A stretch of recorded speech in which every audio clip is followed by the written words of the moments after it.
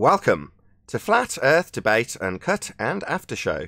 I'm your host Nathan Oakley, and if you are new to this channel, or you've not done so already, then be sure to subscribe, hit the bell notification icon and join button if you'd like to become a Nathan Oakley 1980 channel member and keep up to date with the Flat Earth Debate. If you would like to support the channel, there is a super chat that runs alongside each of these shows while they are premiering. There's also a PayPal, Patreon and crypto link in the info box below the video.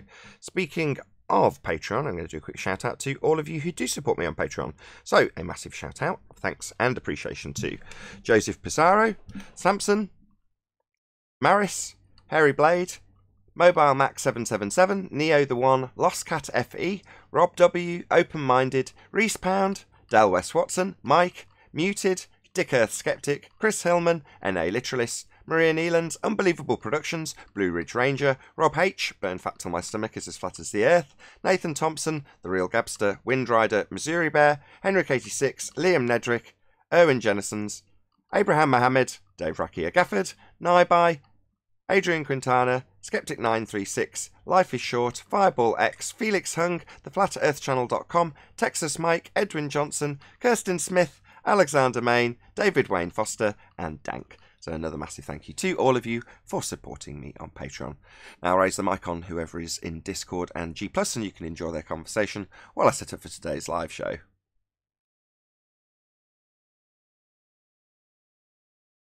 Hey, yo, fellas, can I interject just for a second? I'm not trying to be an asshole, and I'm not trolling. That's not like you not to be an asshole, bro. On you go. Oh, no, it's, seriously, man. Sorry. No, because we're, You're not going to be an asshole. That's usually a hint that you're a way to be an asshole. But on you go. Usually a pointer. seriously, I'll use your guys' lingo. Across here in the southern hemisphere, we're coming into summer, so we're 24th of October. A little bit above your head, a little bit closer than it is in Scotland now, because it's gone to our autumn. So the sun's getting a little bit further away from us and a little bit closer to you.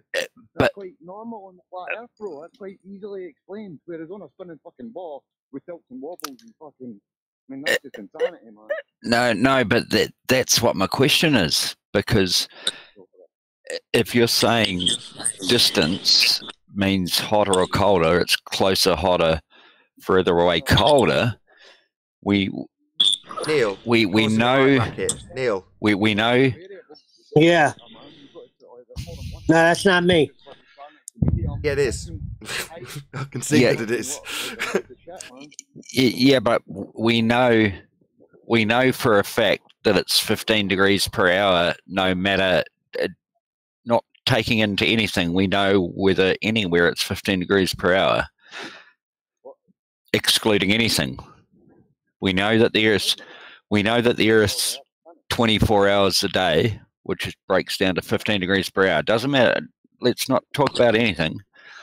I'm just wondering, does the sun in our southern hemisphere, decide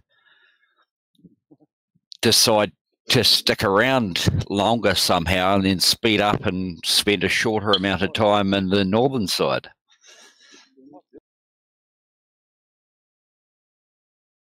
Yeah, we can hear you, right, Jazz?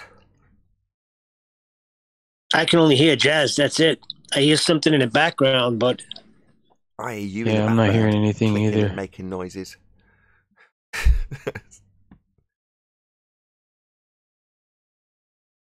I'm on mute. Jazz, can you hear us?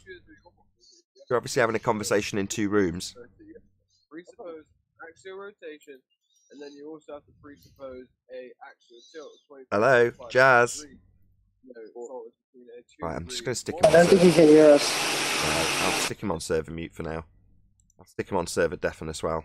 Well, no, I'll leave him off deafen, because then he can be irritated by us talking over him instead of the other way around.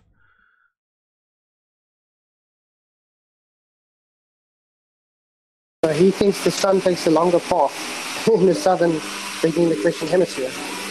Yeah, he's got the begging the question hemisphere in there. But were I been able to gain a communication line with him, I'd have quizzed him on the assumption that Earth is turning underneath at 15 degrees an hour. That's what I was waiting for. Yeah, but I knew I wasn't going to be able to get through to him. It was pretty clear he was having a conversation with someone else, presumably in a different room.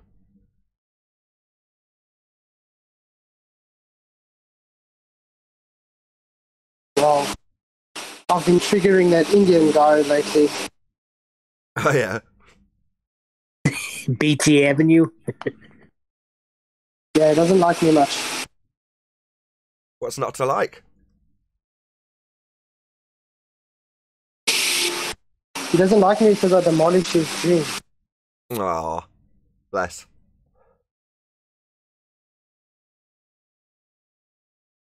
It'd be worse if you got to about 20 and you didn't know, and then you found out. Because you're right at that age where you think you've got it all figured out. You think you're an adult. And then someone like you comes along and ruins it all. So now you ain't got a clue. What are you talking about? Sphere Earth. It's just a model. Well, I don't know. But I got some feeling that he wanted to join the Indian space program or something. That's what I mean. You're full of the wonders of the world you think it is, rather than the shattered illusions of the world it actually isn't. So you go from one truly positive, you can just imagine, you're 20 years old, thinking about space. It's all very exciting. I was there myself.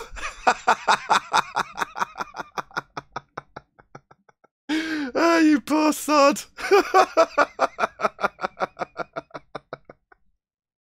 Me too, right in the height of Star Wars. 18 and 83. Right. Very impressionable. It was all very exciting, right?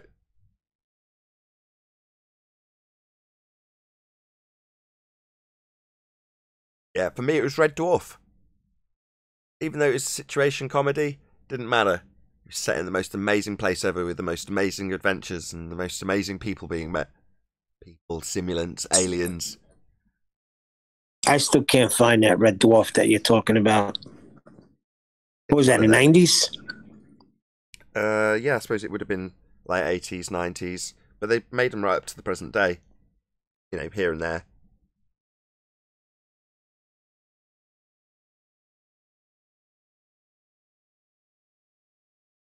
Complete propaganda. Looking back on it. Yes, it was well written. The reason it got where it got was because it was pumping out the narrative that the mainstream wanted people to be adhering to.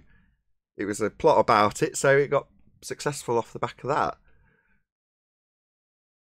Took a brief history of time, put it into the narrative, spun the entire area around a heliocentric model, spun it out into the space that they've got as a sky vacuum, and Bob's your uncle, a successful show. Speaking of Bob, I was really touched yesterday, Neil. I must admit, I was a bit taken aback when you were digging your heels so much with Bob, and I was like, man up, who cares? And then you were like, well, actually, I'm still pissed off that he, caused you problems. I was quite touched, so I'm not going to lie. Yeah, you couldn't give a shit, right? Me, I do care, yeah. I've given this 2 years' worth of concern and worry, so, I absolutely care about it. But the fact that people who are detached from it, yeah, you're on the panel, but it doesn't really affect you very much. But it does, emotionally, which is touching, to say the least. Well, I remember I was watching it live. I was cringing. I was like, oh, God. I was there when it happened. And that's his character. I'm sorry, but that's it. But I don't want to get into that no more. Let it all go. Let it go. Everyone's got faults. Nobody's perfect, etc., etc. Be the meat, spit out the bones, all the rest of it. They were on Google Hangout after you ended the show for at least 2 hours. Adam and I kept popping in and out. They were still on. I think they got into that ranty conversation. Who are you talking Roxanne about and now? all of that stuff. I don't know what you're talking about now. I've lost track of where we are. Who are we talking about and where is this happening? Okay, right after you ended the show, we stood on, and I think Sleeping Warrior came back on. Adam was there, Brian, Chocolate, and I think they were on for a good 2 hours after because I kept popping in and popping out, and they were still on. Discussing what? Said ranty. Yeah, at the end, I think last I heard they were talking about that ranty whole situation with Roxanne and the super chats and all of that. Some sort of court date. Yeah, What, are they today. taking him to court? Yeah, that's now. Uh-huh. Like, literally now. Well, I heard that show too, and that's what turned me off with Ranty. I heard the show live, and I heard him say everything was going to be given to Roxanne from that show. All super chats and donations or whatever will be given to Roxanne. So that turned me off with him too. So Yeah, I could give plenty of opinions on it, but I'm not going to. Good. So, what did I miss from the show? Not a whole lot. We just That's what everyone said yeah, it was last time. kind of laid back show. Yeah, that's what everyone said last time, and then I found out a lot more happened. It's holding back on me. while I was here, what I ended up being dragged into is a dissection of the Bob Nodell, Nathan Oakley, and now Bob Nodell, Simon Dan situation. So that was what we dissected. So, please summarize the Bob Nodell and Simon Dan situation. Okay, so Bob Nodell has been strangely beneficial, as weird as it sounds. I describe this as a rose growing out of manure. The manure being the Netflix situation and the incorrect assertion that Bob has proven Earth turns underneath at 15 degrees an hour. That is what's pinned on Bob by Netflix. Not true. Not what he demonstrated. Easily disproven if everyone is under the understanding of what is actually being claimed by the Globe side, which until that point, it wasn't clear. It was very easy for a Globe proponent to argue why we don't see drift, like it's our bloody claim. So Bob establishes that their claim that they are claiming he has proven, which he has not, is that Earth turns underneath as a second non-inertial spinning reference frame at 15 degrees an hour. Now, coincidentally, that was summarised by Jazz in a different conversation when he was talking about the sun and he was not talking to us, but we earwigged his conversation because it was useful while he summarises the actual globe position, Earth turning underneath at 15 degrees an hour. Well, you've then got Simon Dan stepping into the fray. Earth turns underneath at 15 degrees an hour is their claim. Drift is an item not attached to Earth, drifting away from you at the rate you turn underneath at 15 degrees an hour. Dan comes along and shows no drift and says, ha, your reference frames are ruined. Well, the only people making claims with reference frames are the Globe side, with their 15 degrees an hour turn of the Earth in a second non-inertial spinning reference frame that Dan says is ruined, and shows an example that doesn't have things drifting away at 15 degrees an hour, moving as one, no drift, with a claim that the reference frames only used by Globe heads have been ruined. So we've got a situation now where it's nicely established who's arguing what. Globe claims Earth turns underneath. We show that it doesn't happen. And Simon Dan backs us. No drift. Reference frames ruined. So now it's clear. Globe claims 15 degrees an hour drift, Earth turning underneath. We show it doesn't happen. Earth isn't turning. Nice and consistent. Nice and clear. That's beautiful. Christmas came early. Indeed. Happy, happy days. Very simple. Very simple, yeah.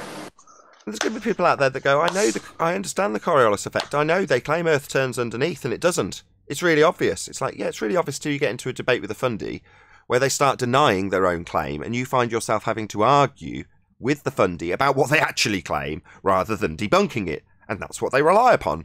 Or, to be more accurate, past tense, relied upon. Now, the situation is as follows. We don't see drift. Earth turns with atmosphere.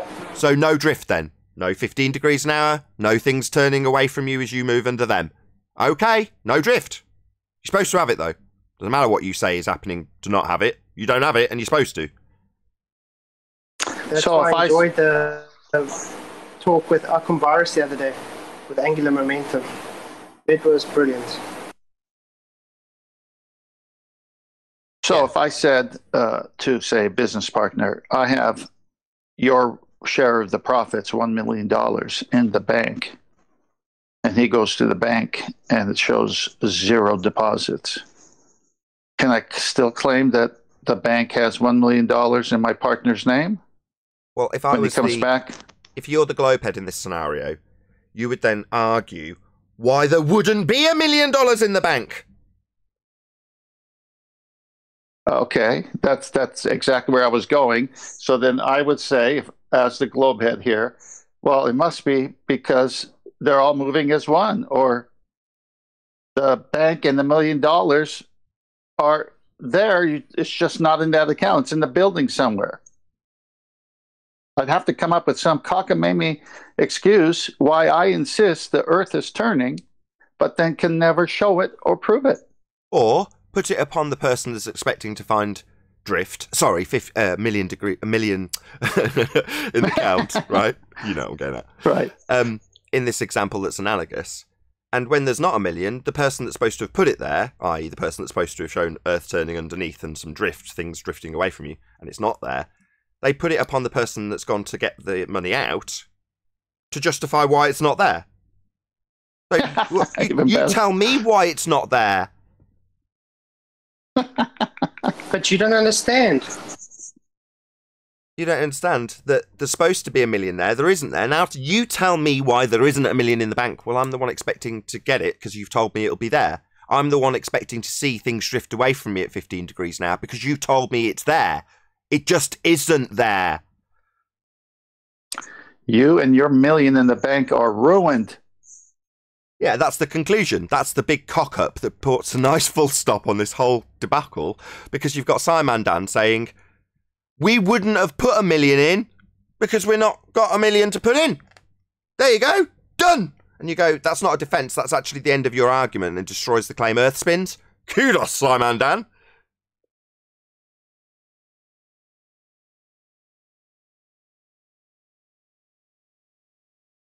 Yeah, it's so slow. I don't think he's caught up to his claim yet. Yeah, but then he goes to the head banker, Rumpus, and says, I still believe in the $1 million in the bank. And the Rumpus says, you're supposed to believe in it. It's supposed to be there. Keep telling them you think it's cheese, there. Rumpus. It's now salty cheese, Rumpus. There's a phrase, no deposit, no return. And of course, we believe in drift. We believe in it. It doesn't happen, but we believe in it. Yeah, I guess that's what it's, at the end, that's what it's pointing to. It's all a belief, isn't it, Nathan? Yeah, you can have a belief that Earth turns underneath at 15 degrees an hour, causing things not attached to drift away from you. And then when you realise it doesn't happen, you can go into the rhetoric and see how they justify why it doesn't happen, even though they've told you that's precisely the thing that's supposed to prove Earth spins. Here's why it doesn't happen. Here's why we don't have the proof that Earth spins. Now, memorise this rhetoric in case you get into an argument with someone who says, hang on, Earth's not turning underneath at 15 degrees now. You can go, we wouldn't expect to see Earth turning underneath. Here's the reason why. Now we just say, oh, so no proof of drift then, no item drifting away from me at 15 degrees an hour as I turn underneath it. That doesn't happen then. I don't care what you justify the reason for it not happening. It's supposed to happen and it doesn't. So you say it doesn't happen because Earth turns with the atmosphere. Well, then things aren't drifting apart from each other at 15 degrees an hour. So no drift. Nathan, I'm not sure if you maybe have a picture or patent or something on the frictionless pivot used for the Foucault pendulum. I'm trying to find it, but I just can't seem to find any. Everything's always just magnetized strips, rubbish. Well, it's a weird one. I don't care about the mechanism. I've never even looked into it, to be perfectly honest. It's one of those that, you know, I incorrectly asserted that because it's attached to the spinning non-inertial reference frame. That was 5 years ago when I didn't understand the Coriolis effect like most people. Now I don't care what the mechanism is. They say Earth turns underneath it. Okay. So Earth's turning underneath as a second non-inertial spinning reference frame, because the pendulum is in a separate reference frame, swinging with one motion back and forth, with Earth turning underneath it at 15 degrees an hour, we see deflection as per their claim. So the Coriolis effect is cemented in what it's supposed to be doing with the pendulum. Earth's supposed to be turning underneath. Okay. Well, then Earth's supposed to be turning underneath stuff like drones and balloons and aeroplanes and helicopters. Well, we don't see that happening. It's only claimed to be happening under the pendulum. Well, if it doesn't happen in any other scenario, it's simply not happening. Because if Earth was turning underneath stuff at 15 degrees now, we'd notice.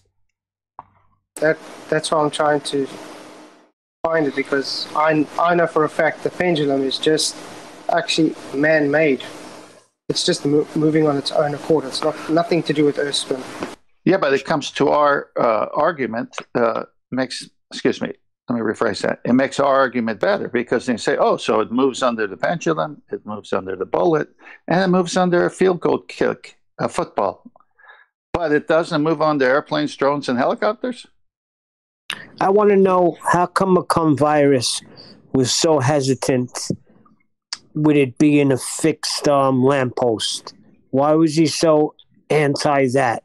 Because it doesn't matter if it's a fixed lamppost or if you just take a drone and let it go straight up in the air. Yeah. And I want to know what he wanted to demonstrate.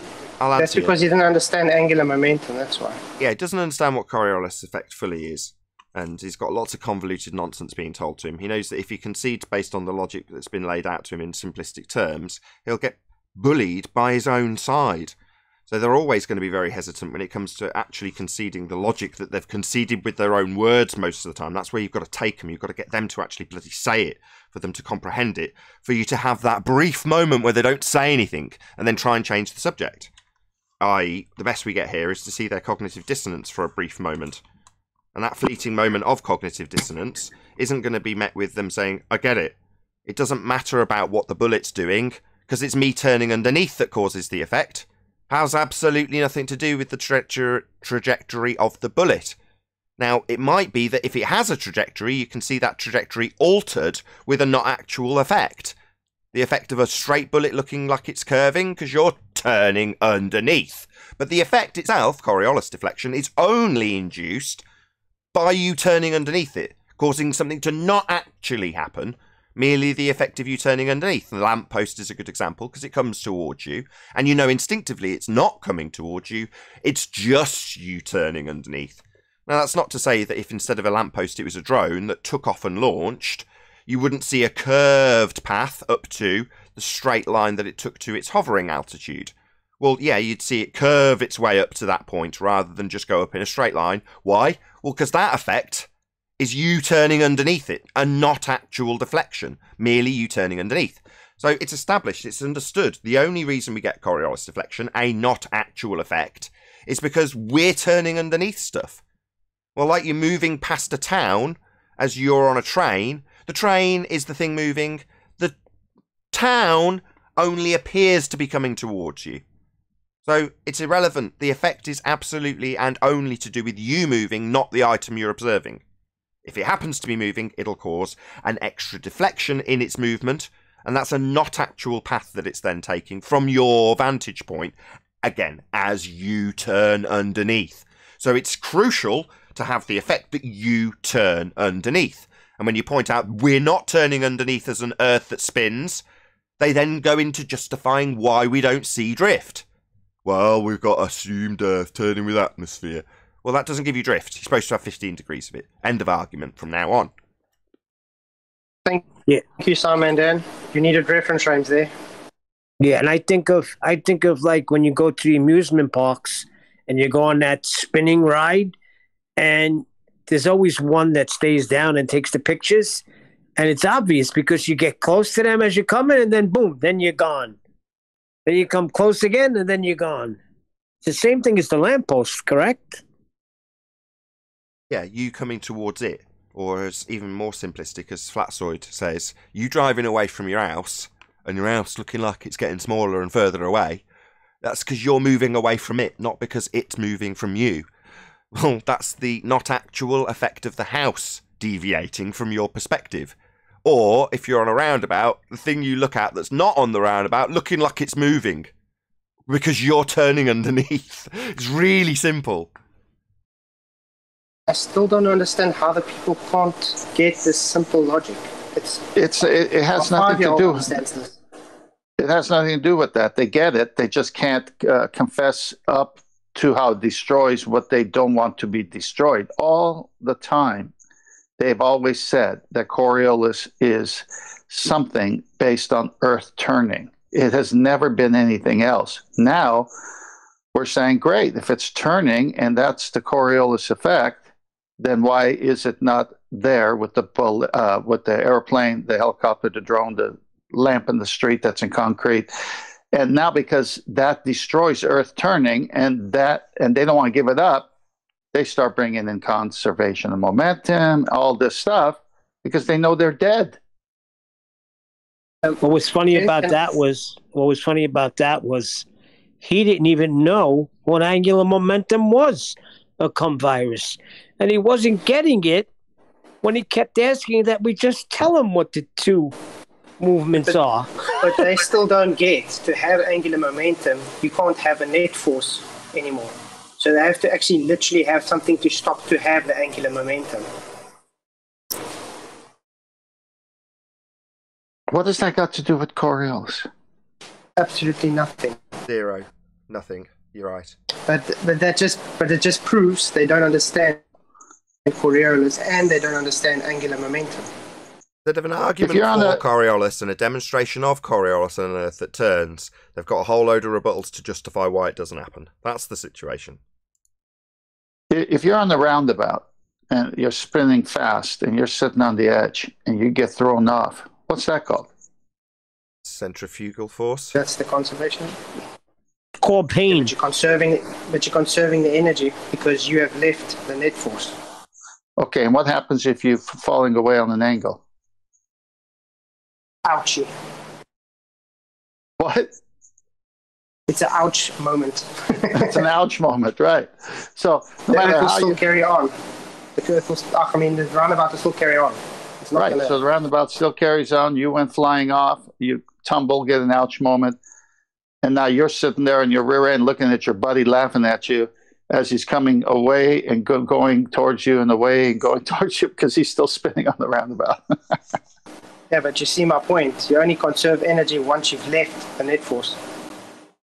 And they're saying now you have angular momentum, so they're saying something has happened. So obviously they can't claim just because you've left the Earth, you're in a different reference frame, in the same reference frame. So, but my no point is still this. Can't have, so they still so no drift. Can't have angular momentum. No drift, no angular momentum, nothing. Well, who cares what happens to the object or another person? It's you on the Earth that should be spinning because you're attached to the Earth, and that's not happening. Precisely. The description comes from you on the roundabout observing the guy jump off. The momentum of the guy jumping off has nothing to do with Coriolis because it's merely your observation as you continue to rotate underneath. Coriolis is only an observation from you on a spinning platform. What you observe from the rotating platform would be the not actual deflection of the guy who's left the roundabout, looking while he's on his ass on the ground, not on the roundabout anymore, like he's coming towards you as you spin towards him. That's a not actual deflection of the guy not moving as you spin towards him. Now, you can get more complicated than that and describe what he looks like. He jumps off and takes a curved path as he jumps off. Let's break it down. Hey, Jazz. Hang on, 777. I'll be right with you. I'm going to buy it. Cheap as chips. Sounds extra saucy. Can you hear us, Jazz? Absolutely. Well, break it down. Earth doesn't turn underneath at 15 degrees an hour. Otherwise, drones would fly away from us at 1,000 miles an hour. On the equator? Yeah, that's just... It's actually not the closest. It's actually not the fastest object we've sent to space. It's about Jazz. It's about 2/3 of space. Yeah, you're being New Horizons. Jazz, can you hear me? New Horizons we sent to Jupiter in 2000. Kick him out. Out. Dick.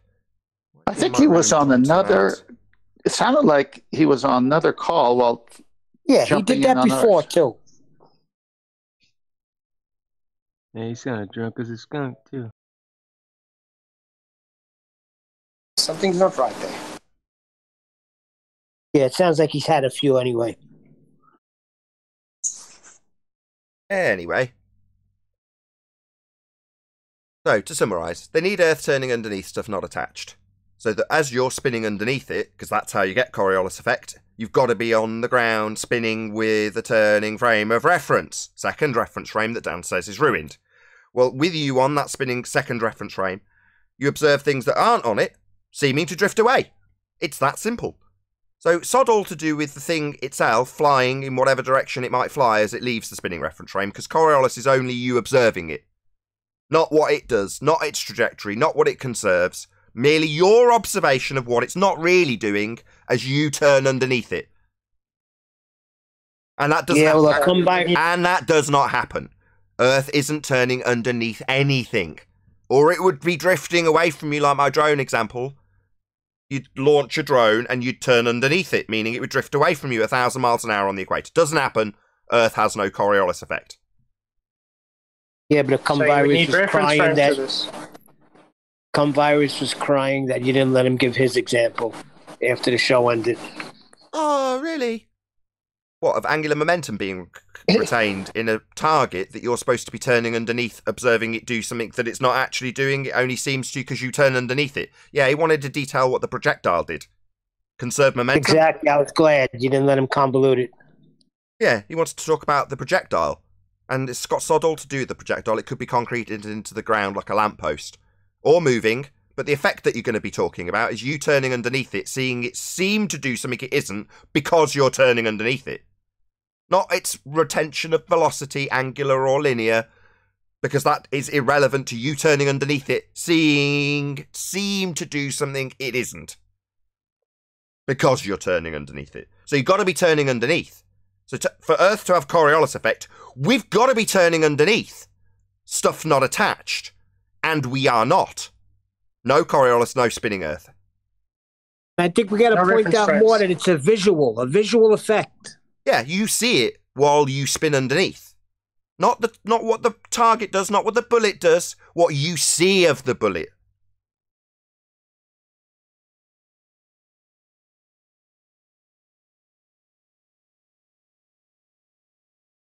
Yeah, Earth's not turning under anything. We'd notice if Earth turned underneath things as they left it. Because we'd have Coriolis deflection, and we don't. And all we get from our opponents is a justification for why we don't see things drifting away at 15 degrees an hour, even though they claim that it does. Well, there's a nice line been drawn under that in 2020. Excellent.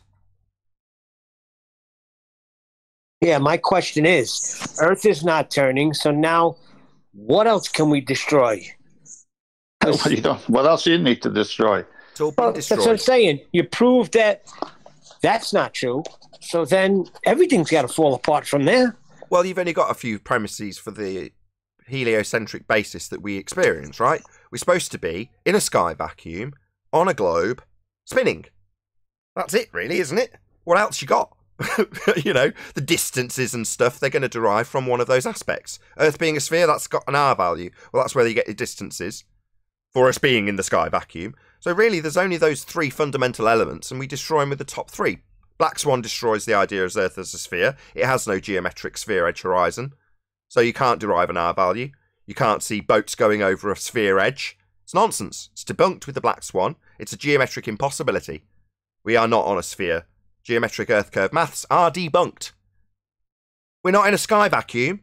It's in violation of natural law. Therefore, all claims that might have assisted the claim that we're on a sphere from this fake place that doesn't exist, the sky vacuum, are also completely fake. So you can't have pictures of Earth from a sky vacuum. This me in a fake costume that's supposed to be protecting me from the space vacuum that's right next to me. What do you know, where my arm overlaps with the high pressure gas that's not filling it? It's absurd. So we can debunk the sky vacuum with natural law. You can't have gas pressure without a container. And then last but by no means least, if Earth was spinning, we'd be turning underneath stuff to see Coriolis effect. Stuff would drift away from you. And it doesn't. We're not spinning. That's it. That's Earth as a sphere in a sky vacuum debunked.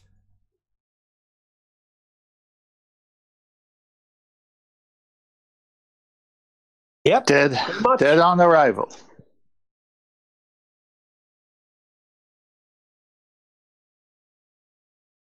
2020 has been a good year. Can they come up with something like say they wanted to say, okay, we made an error. There is no Coriolis effect because the Earth is not moving fast enough for you to observe it. I'm just trying to think. Can they come up with something where they could backtrack on that? No. Because they, again, without it being overtly pointed out to the fundies that believe in it, they've got this effect because the sun is claimed to be moving because we turn underneath at 15 degrees an hour. It's a fundamental premise of the model, Neil. That's right, the sun. Forgot about that. Well, that's that's the hijacking they did. The Earth doesn't turn. The sun is moving, and they have to flip it around. So they flipped it around, and they're stuck to the 15 degrees, now being postulated as Earth moving 15 degrees when it's only the sun moving 15 degrees.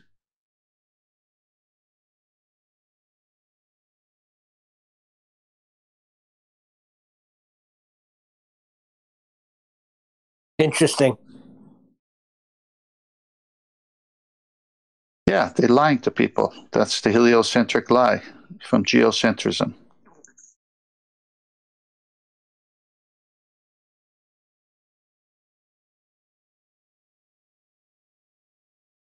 Geocentrism is a stationary Earth, but they still have it as a sphere, right? Well, some people do. Yeah, that's the whole basis of it, which that don't make sense either.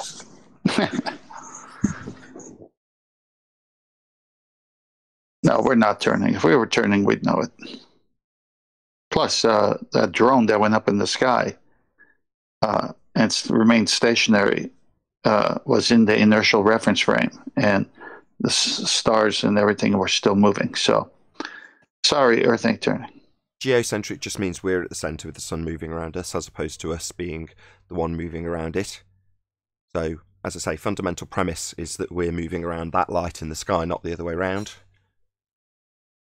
That's the heliocentric version. Helios, sun, at centre. Geo, yeah. Geography, it's still a sphere. Well, like I say, in some people's mind. you can have a sphere-shaped geocentric system, yeah. Doesn't necessarily mean that. It just means the geography's at the centre rather than Helios at the centre. That's all it means. Everything would be going around our universe, not us going around. Here, let me make it clear. My position is that we live on a plane, and it's the luminaries, the sun and the stars that move around us. That's the way I look at geocentrism. Now, if you're a baller, you're going to say, well, the Earth is still a sphere, and switch it around from the current model. Yeah, that's how they got the space pizza. We can have a geocentric globe model. Yeah.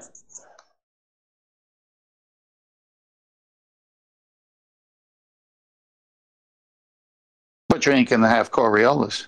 Earth-based, that is. And it's still a model. Well, yeah, of course, but yeah, the fundamental premise of the heliocentric model is that we're turning to cause that luminary to appear to move, as opposed to it just moving, apparently or otherwise, over us. We're moving to cause it to move in the heliocentric model. That's the 15 degrees an hour. That's the Coriolis effect. It's pretty crucial. I now know, 5 years down the line, who's making that bloody racket? Neil, is that you? I now know why. I'm in a total silent room. Yeah, but you're knocking your You've only got to knock a mic and it will make a racket, right? So if you're not on mute and you move an inch and it rubs against your lapel, suddenly it blasts out, Neil. I know you think it's quiet where you are, but that doesn't mean that your mic isn't going to make a racket. If you move, it will. Anyway, Brian Mullen got the most vitriol I've ever seen. Why? Well, because this is a fundamental premise of their argument, isn't it? They don't like this being debunked. They've got a nice little package of bullshit wrapped around this subject. Yep.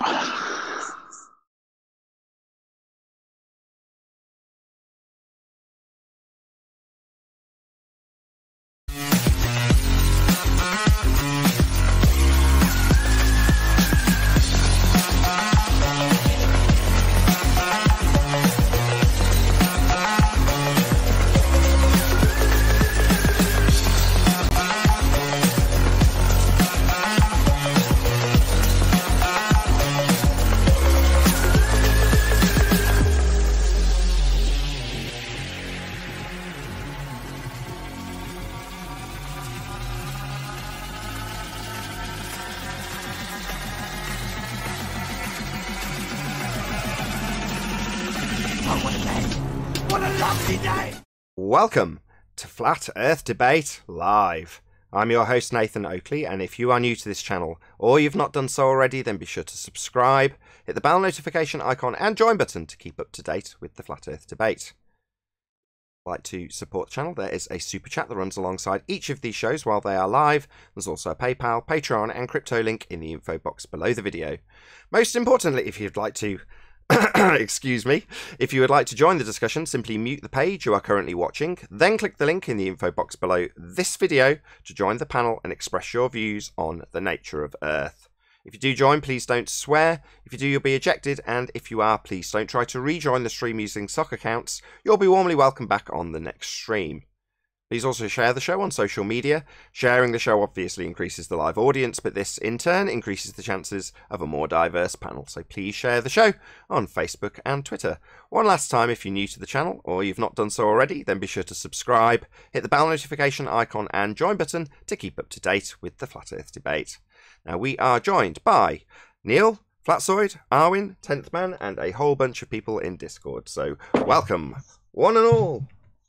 Happy Friday. Hello. Oh. Good morning. Hello. Any evidence of a physical geometric sphere edge horizon formerly known as the curve of the Earth? Not from US Highway 93 North. It's been debunked. It has been You debunked. cannot have a geometric horizon. We do not see the geometric horizon. Any evidence of axial rotation? None whatsoever. Nope. Nope. Simon Dan made sure of that. Any evidence of the distance to the sun? None whatsoever. No distance to the sun verified. Hey, Chocolate. What is the sun? Hey, Chocolate. No location. Good morning. Good morning. Morning. Well, I can tell you one thing, the sun moves. Apparently so. The apparition moves. Angular Yeah, you wise. know it's the object moving. Object, you say? Right. He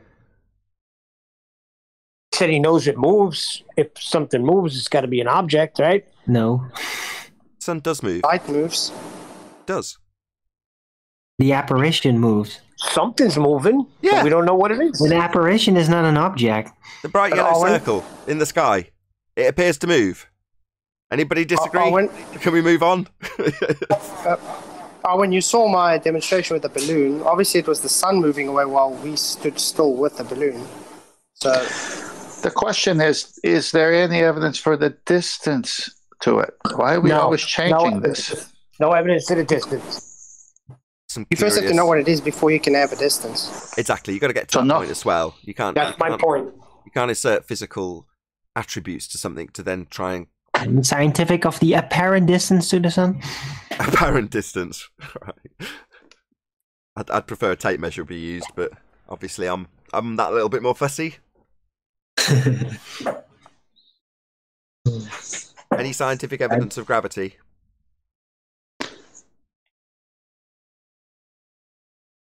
Would that be the one where Newton wanted to have nothing ascribed to him? Or the new one that's just a thought concept that gets demolished anyway by its own theory? Definitely not the It's not the Newtonian actual one. theory. We drew a line under that some considerable time ago. It's 105 years to be exact. One thought, why would you have to change it if it is fact? What? Why would you change that which we changed for an arbitrary pseudoscience 105 years ago? I don't know. It's not my rhetoric. This nonsense gets changed all the time, eh? Nathan, So why it's do not they science say then? you can think of it as a force? You can think of it as a roast chicken too. I'll tell you to.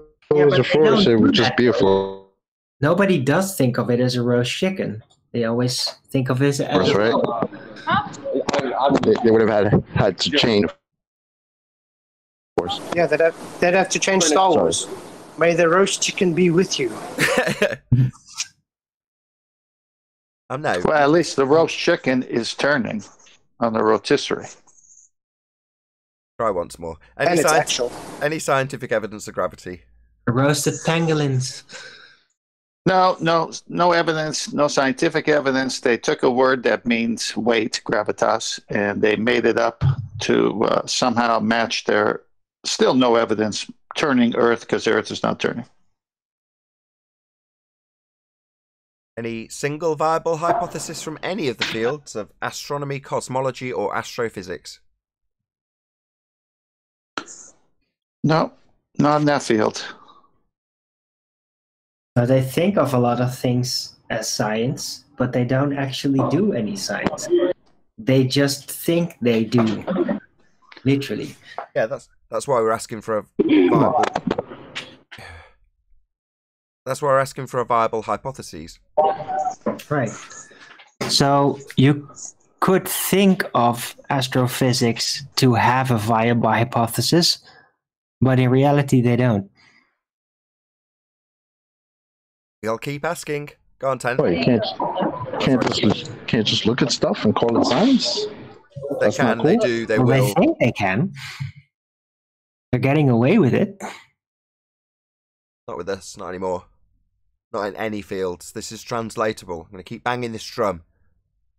What we're talking about in terms of scientific applicability is universal. It's translatable into different fields. Areas of other propaganda you might be being subjected to. Nudge, nudge, wink, wink. Moving on. Any evidence you can have gas pressure without the necessary antecedent of a container to press upon?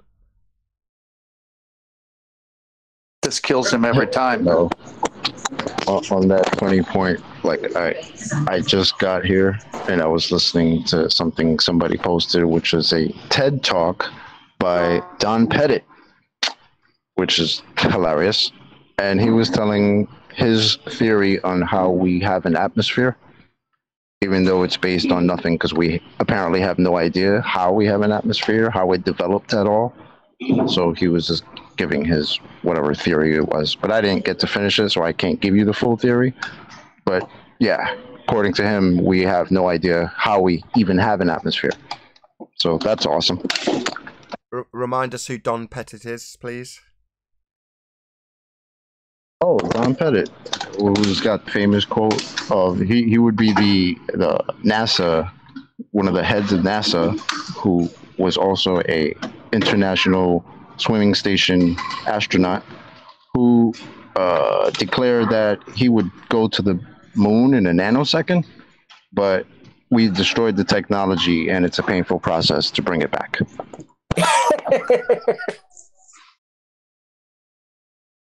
So he did his best. Is it so painful that not even $1 billion a year could do it?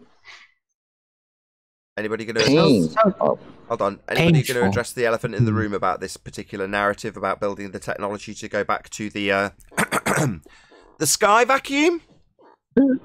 Where does the technology go again? to the sky vacuum. They claim it goes to a fake place akin to Narnia that doesn't exist, that isn't real, that violates natural law. We wouldn't have any gas to breathe if the sky was a vacuum. It would expand, the gas would expand in all directions at high velocity to fill the availability of volume it has to fill, and we wouldn't be breathing. We'd never have achieved gas pressure in the first place. You must have containment to achieve gas pressure. So definitely not a sky vacuum. Definitely not a region they're taking photos from and flying around like Superman in.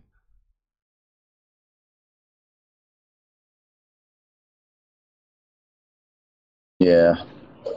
Unfortunate. And apparently he knows that because someone asked him what would happen if, you had a leak in your spaceship there. And he said, well, then you'd have a leak.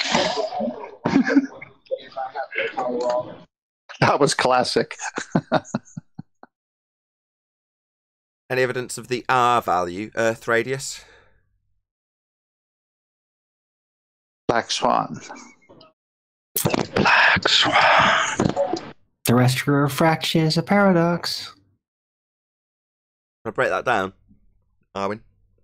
Break it down? Oh, God. I think you can technically break it down even better than I can because of your native language. But it comes down to that the way it was said that the R was established was through Al-Biruni, who had supposedly measured the geometrical horizon. but he was off by, what was it again, 10 degrees. So, yeah. Can The we go another conclusion. way, Arwen? What? Can we go another way? What's terrestrial? I was getting to that. I was getting basically to how that came into being. Because He's getting there, he's Alberoni getting was there. off so much, the ballers concluded, well, it must be because of terrestrial refraction bending it away. Overlooking that Alberoni actually established the R, which is mathematically in the terrestrial refraction system. So it's impossible that terrestrial refraction could be derived in order to basically establish R when R is in the terrestrial refraction system. Perfect. Yeah, but I'm trying. I want to just break down terrestrial refraction. What's terrestrial? Terra in their world is sphere-shaped Earth. Oh, that's the Earth. Okay. Yeah. What's refraction? Refraction is a deviation of light, and terrestrial refraction is the fantasy Stop that right there. light... Stop right there. Hey. So first we had Earth, then we have light. Okay. Yeah. How is the Earth bending in a way that light would?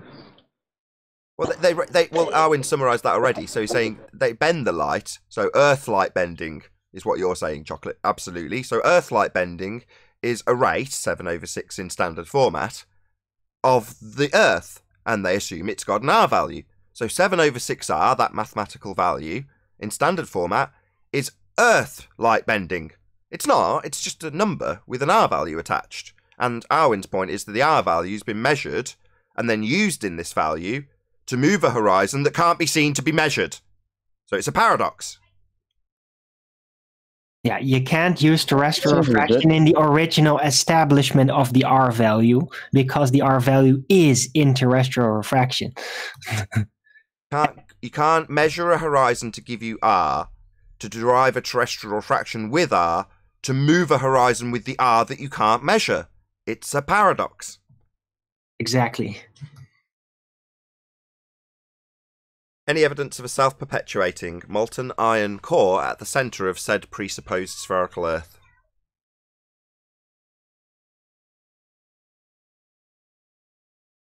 P waves and S waves, but they have a long way to go. Is that a pun? I wonder if they a long have way to go. Pun. An intentional pun alert. Whenever you say that, all I hear is blah blah blah blah blah blah blah blah blah. Did no one pick up on the unintentional pun? Charlie Brown's teacher. He said P waves and S waves, but they've got a long way to go. Boom, boom. No, nobody's getting it. Unintentional pun that no one found funny but me. That was a nice way to end the housekeeping. I thought it was funny. I thought it was funny too, Owen. But I only realized it after you pointed it out. Yeah, unintentional puns are the best puns of all. Right. Well, since the housekeeping's I over, beg I to heard that differ. global warming is a proof that Earth is a sphere. What warming? Global warming. Global? Wow, that doesn't sound like you're begging the question. Well, or it's a misdirection. It could be that the globe model is warming, but here on Earth, in the actual world, it's not. Yeah, that's how they used to phrase it. Imagine you think you live on top of a self-perpetuating molten iron core in the middle of the presupposed spherical Earth, but then you're scared of global warming. I never thought of it like that. You're right. They don't call it global warming anymore for probably some of these reasons we're discussing. They call it climate change now. Right. What does climate do? Changes. Oh, there you go. Yeah, but that's something you should be scared of. Why? Well, because if I put some dark music on and show you some statistics, you better damn well be scared about it, Chocolate. What's your problem?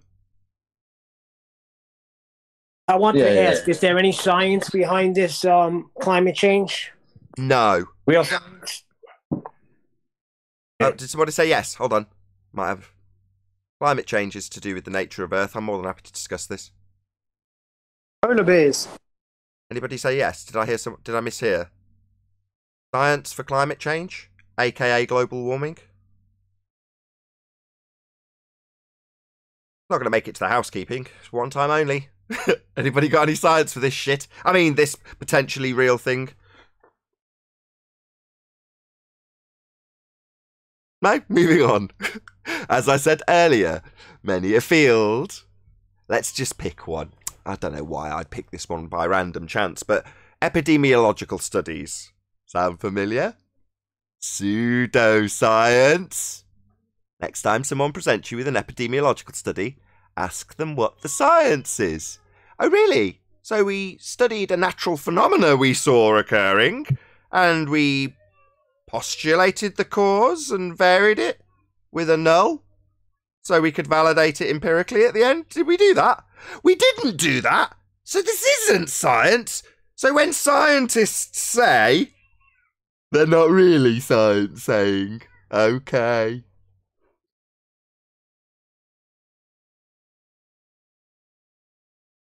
Yeah, universally translatable. A lot of the stuff we talk about here. Probably why they don't like us. They'd much rather have Flat Earth Dumpster Fire Part 5 from some fundy that believes is on a sphere and will reify mathematics, because it's the current religious rhetoric of what the heavens are. Your heavens are a sky vacuum, fundies who think they're on a sphere. It's absurd.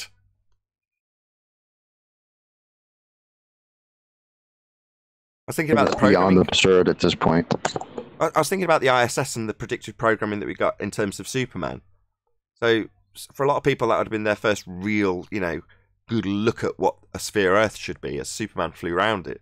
I think that was supposed to be in Superman 2, but they didn't like the ending, so they hacked out part of the then being filmed Superman 2 and slotted it into the end of Superman 1 when he makes the world go backwards. I think I've got that right. It's a long time since I watched these documentaries. I used to be very into films, did A-level film studies. Not that anybody's interested in me, I'll shut up. The point is that from our perspective, when we see it on the screen of Superman flying around, he's in a very similar vantage point to the ISS, right? And the assertion of the ISS, albeit with a lot less suspension of disbelief and a lot more global, orbital, begging the question mechanics along with it, they've got the idea of them falling around a sphere, essentially flying around Earth, like Superman. Like I say, just a bit less suspension of disbelief required. It's the same thing. They're flying around Earth, right? What an absurd notion in a sky vacuum. We can't fly. But that's a really godlike attribution to give a human being. And they've given it them in the heavens that is your sky vacuum. I mean, if people into 2020 can't see what is a religious belief unfolding before their eyes, I mean, I'm smiling the whole time I'm describing this. Because if it's not clear, I mean, it is to everyone who's on the flat Earth side already, but if it's not overtly clear that you are in a religious cult, then, I don't know, heaven help you. Sky vacuum help you. Yeah, but not only did they give him the power to fly, right? If you go back to the first Superman, what did he do? But what did he accomplish by apparently reversing the rotation of the Earth? He turned back time. Didn't he have to go to Antarctica to visit some old otherworldly gods from some crystals in Antarctica or somewhere similar? Yeah, he turned back time.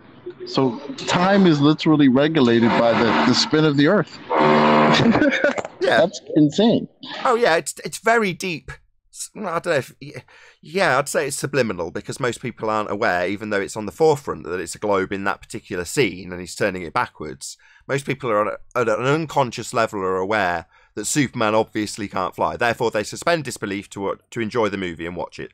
But they're not aware that the globe is a bit of programming as well. And this idea of the time that we experience being set by that spin, which he's reversing by spinning around it, that's such deep programming, man. You've got to admire them. Right. But hold on, though. We got to get the technicals right of what they were presupposing there.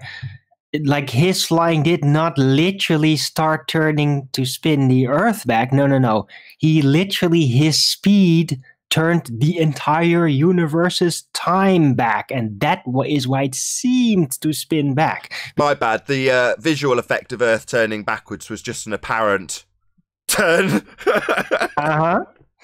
It's just a Coriolis deviation. Well, no, that would be the visual effect of Earth and time spinning backwards. You would see it visually going the other way, because that's what would happen if you were watching time in reverse. So that's what they're saying is the visual representation of your accurate description, that it'd have to change and warp the entirety of space and time. Oh, wow, that sounds familiar. Right, it's called but it did, because Lois Lane, remember Lois Lane was dead, right? The dam had broken, she was dead, and then he reversed the rotation of the Earth and came back, and Lois is still trying to start her car. Everything's great. The dam went back together. Everything's beautiful. Just because he reversed the rotation of the Earth. Well, and Superman 4, he just did it by looking at it. Remember that? Call that I don't even recognize Superman 4's movie. The Chinese wall, nuclear man, and all that. In America. Hey, chocolate. How come when daylight savings time is changed backwards, nothing happens? Because they're not reversing the rotation of the Earth, man. That's the key, bro. Right. Because he does not reverse the rotation of Earth, he reverses the flow of time. I feel like we're going around in circles now.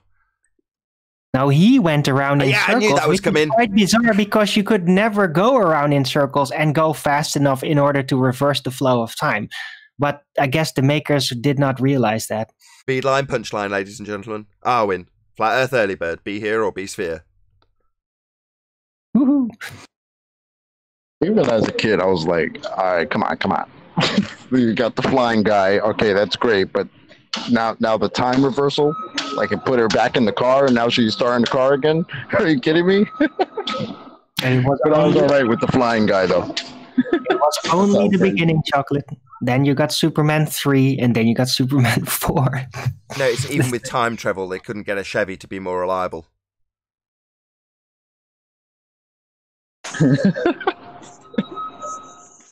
Well, at least in the Bible, we know that when Adam was born according to time, it was a little bit before Eve. Okay. He needed a boom boom. You didn't get that one, Arvin? Nobody did, 10th. Nobody did. How can you not get that one? Adam and Eve. Adam before Eve. I got it, 10th man. I got it. Oh, gosh. It must be Friday. Adam before Eve? What? What? They're funny, aren't we? Well, why am I funny? I just don't get it. It doesn't matter. I was hoping for more interaction. And Adam? What is Adam then? Who cares, right? I was hoping for more fundamentalist religious zealot interaction off the back of us discussing Superman for about 10 straight minutes. Yes, Classic. Let's talk about the bending of space-time due to extreme velocity, which is based on Einsteinian theory, by the way. Yeah. You would go fast enough, you so would let's break mix it in, though. So on, Chocolate. what would happen if Marty McFly decided to go back in time with the DeLorean while Superman was rotating the Earth backwards? Arwin. As much as I'd like to, I don't think it would matter, because the time shifting is only from Superman's and the audience's perspective. He's the only thing that is going back in time because of his extreme speed, approaching the speed of light. And yeah, the centripetal forces when you do that in a circular fashion is ridiculous. So he should have just gone in a straight line in the universe and then went back or something. But yeah, they did it this way because they wanted to show the Earth as a visual demonstration of how time was reversed. They could have also just shown a watch going back, but they wanted to show that ball. So, but it technically was very sloppy. And everybody knows that, every little kid that has ever watched that saw that and was like, huh? At least, Nobody's going to think like, oh yeah, that made so much sense. Finally, somebody put it down on the screen. No, nobody's had that. Nobody. Everybody had a weird reaction to it. But yeah, that's what they did. Nice. So I wasn't just some weirdo kid that thought that was some bullshit. Okay. Thank you. Right. Come on, Globers, Superman, say, Back to the Future, man. Come on. It's got to be something you can attempt to, fulfill your desire to take the piss out of us. Well, there's another issue too, If Superman was actually going in a super light speed orbit around the Earth, then, and let's just say he can definitely handle the centripetal forces of that, well, there would have been another issue, because if he would have been flying like that, and suddenly time turns back, that means that the solar and galactic orbit would have also been reversed. So he would have been subjected to time-based reference frame Coriolis deviation. I'm not even kidding. He would have slung off because suddenly the Earth would be, and the entire galaxy would be spinning in the other direction because he's going back in time with that specific motion. But yeah, I'm not now just nitpicking at this point.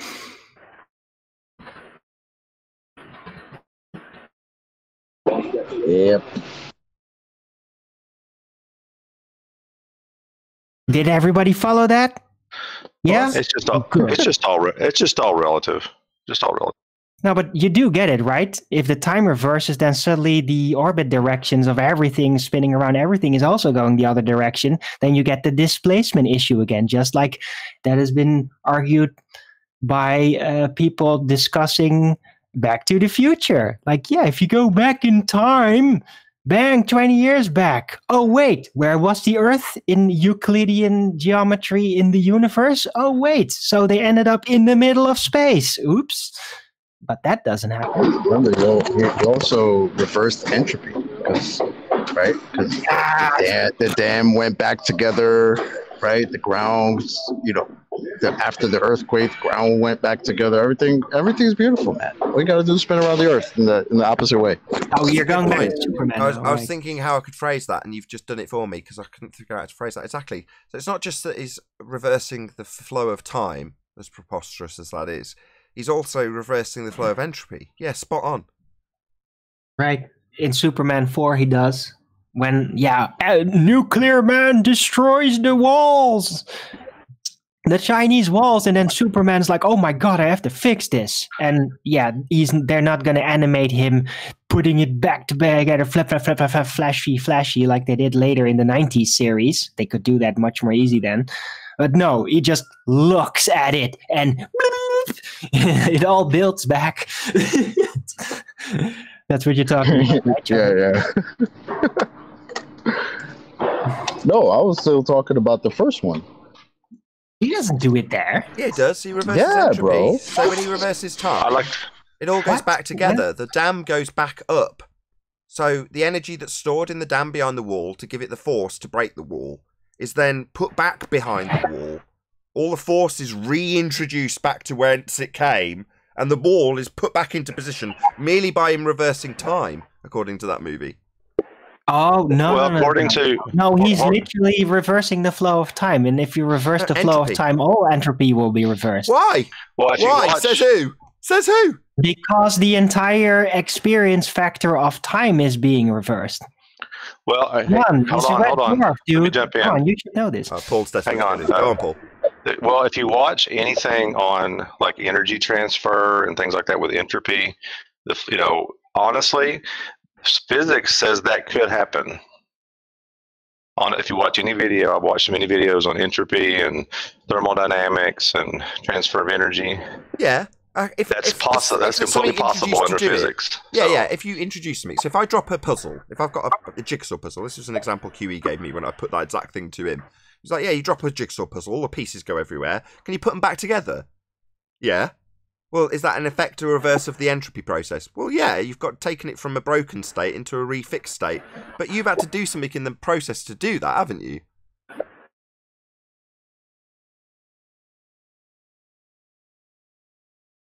Sorry, I jumped away for a second. Yeah, I mean, pretty much.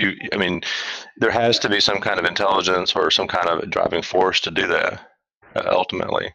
Yeah. But yeah, it doesn't counteract physics to reverse everything in that process. It doesn't break the physical laws according to physics. Well, they're taking liberties. They're basically saying if entropy is proportional to time, that assumption then pans into it going forwards, and the assumption being that it's going to flow backwards if you reverse time, if it's proportional to it. Well, I say no. It's just total bollocks, even if you could reverse time, which is absurd. It's a bloody concept. But we haven't got any fundies talking, so we're talking in these conceptual ways with the juxtaposition of a movie, so no one can accuse us of actually believing this nonsense. I mean, he reversed life, because remember, he got mad and did that because Lois Lane died. So, legitimately, he reversed entropy and brought her back to life. Yeah. Yeah, man. How many people were just in that moment getting born and suddenly they're popping back in their mothers? That's funny, Arlen. Also a Red Dwarf joke. So they go backwards in time, they go through a wormhole, and then they end up back on Earth, but after the big crunch, so time's flowing in reverse. And at the end of the scene, the cat goes into the bushes to do his business, and then just as they're getting back onto the ship, he pops up from the bushes looking absolutely horrified. And as he gets back onto the Starbug craft, he's like, "Don't ask." Yep, classic. Has Kiwi watched it already? It just never appealed to the American market for some reason, and even when I suggest people go and watch it, or even stick it under their nose with a clip or two, they're vaguely interested in it if they're American. I don't know why. Why is that? Wait, which one? Because in the Netherlands, we appreciate both British and American things. Yeah, sure, but we've got a very ironic, dry humour that doesn't necessarily translate. You've only got to watch the two versions of The Office to see to see where they don't parallel. Right. I don't think The Office is as funny though. I never really liked it. I always liked the British humor a lot better. I just don't particularly find Ricky Gervais maybe it's funny. because it's just slightly more intellectually challenging, I think. Like my puns? No, not mentally challenged, intellectually challenged. Wow. Wow.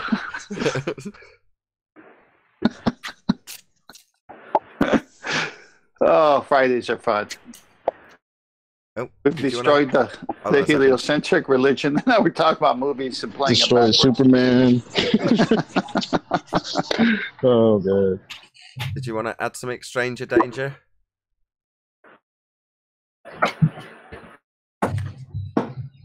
Oh, he's just got his mic wide open.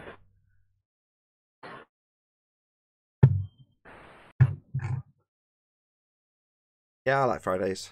Everyone's so much more relaxed. Yeah. Huey's been waiting for the right moment to do he's got several in the bag clips that he hasn't yet released. That he's just waiting for that right moment, whatever that may be, to release. And he's going to be releasing his PZ Myers piece, which is, again, he's had in the bag for a long time.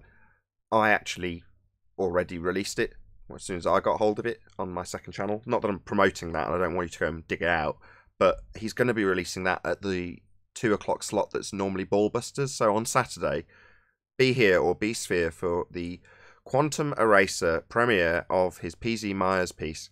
I think it might even be a two-parter. I'll have to clarify that with QE. Vaguely remember it being two. Anyway, that's the point.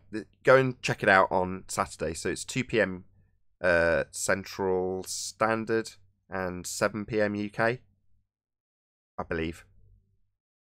Or 1 p.m. Central Standard.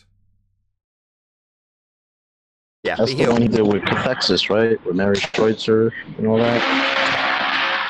Yeah. Or is that a different one? Yeah, she went on, I can't remember what channel. That's so long ago. I can't remember where she used. It's for like Steve McRae and those guys. It could have been Steve McRae. So she's on Steve McRae giving out her information, and it's a full, detailed response from Quantum Eraser. I believe it was on Cathexis' channel, yes. Originally live on Cathexis' channel, I should say. Yeah, so check it out. Quantum Eraser YouTube channel. Be here or be Sphere. Saturday, 2 p.m. Central Standard, or it might be 1 p.m. Can anybody on the panel tell me what time Ballbusters is typically? 7 p.m. 2 p.m. Eastern. What was it? I talked over you. 2 p.m. Eastern usually. 2 p.m. Eastern and 7 p.m. UK. So be here or be sphere.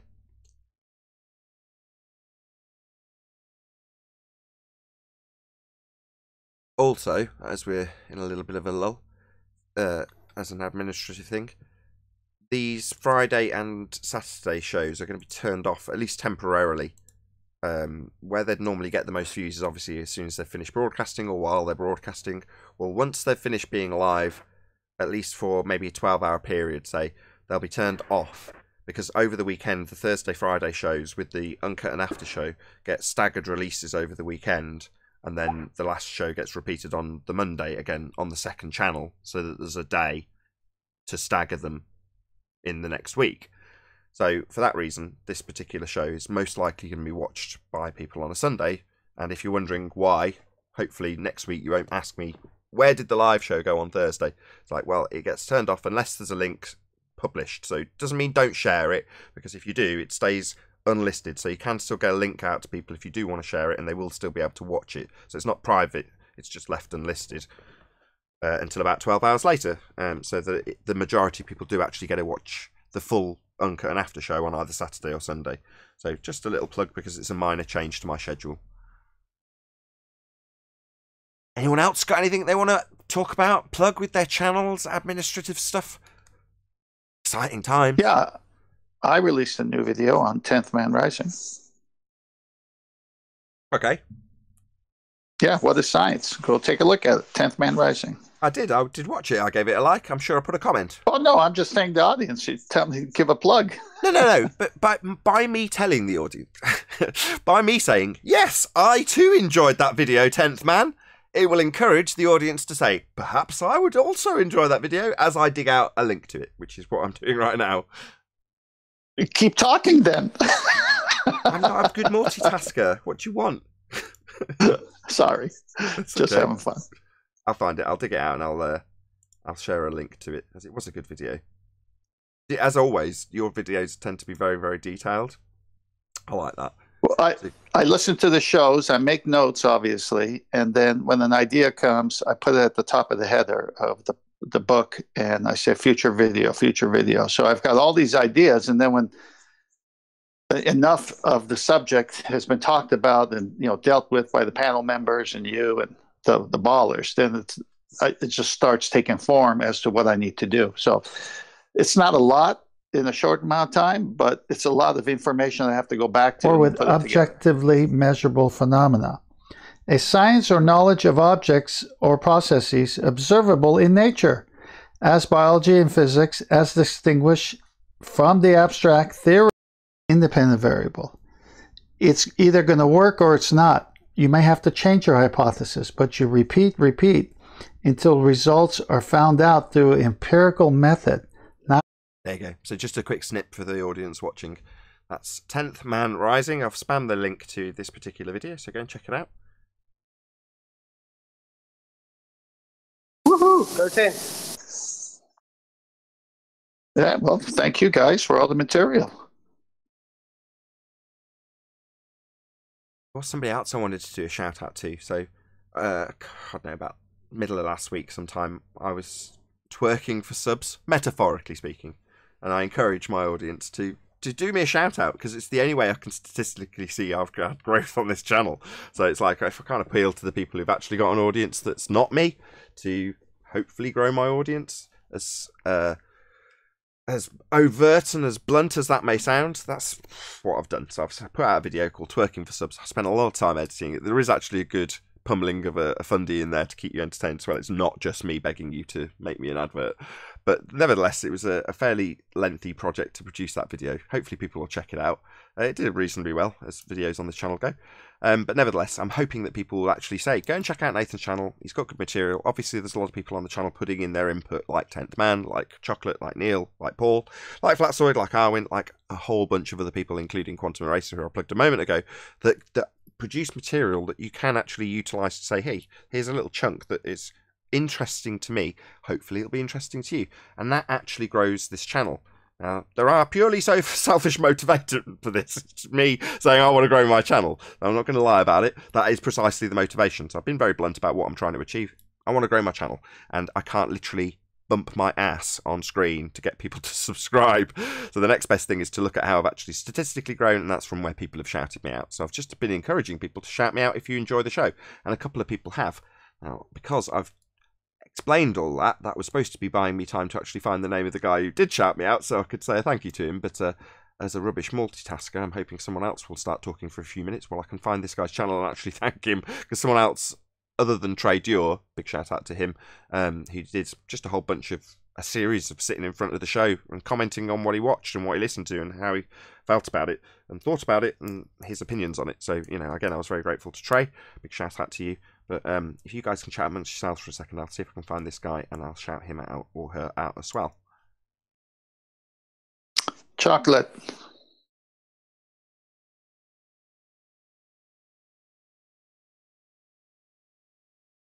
Okay, he's busy. He's dropped, I think. He's on the panel. Oh, he's dropped. He's not even there. I'm here. He'll be back. Okay.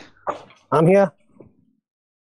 So what's the last baller that got destroyed on the Nathan Oakley show that you recall?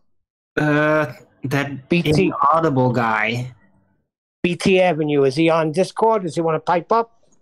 How did he get taken down on the Nathan Oakley show? That would have been yesterday, right? Go ahead, Owen. You tell him. I just remember that I could barely make out what he was saying. He was claiming asteroid. The more inaudible he became.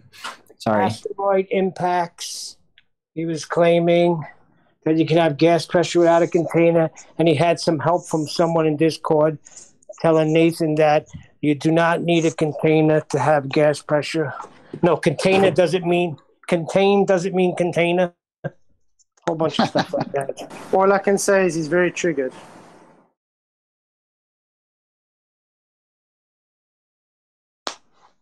So this was yesterday's show? This last baller? Is that the...